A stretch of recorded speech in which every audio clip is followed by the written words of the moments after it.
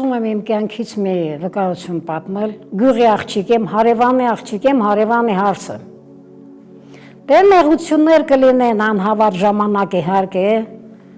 ծնողներս մոտիկ էին, մայրիկս էլ գովասանք չլինի, քայլող հանրագիտարան էր, մայրիկս, ամեն վիճակի մեջ խորհրդատու էր,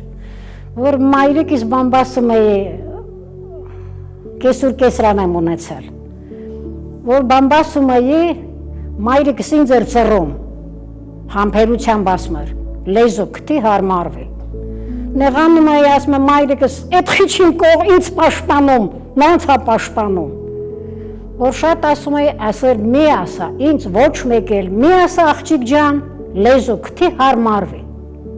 կացել ես, տվել ենք, վերջ, են ակուտունը, քո ամուսինի քո գլուխնա պիտի հարմարվես, աղջիկ ջան, լեզու քթի հարմարվի, ես այդքանը քեզ խորհուրդ կտայի,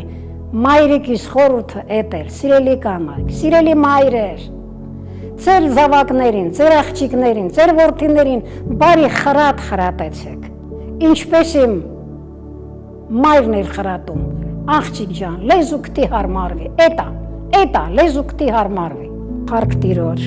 ունեցել եմ եւ հոգեվոր տկարություններ եւ մարմնավոր տկարություններ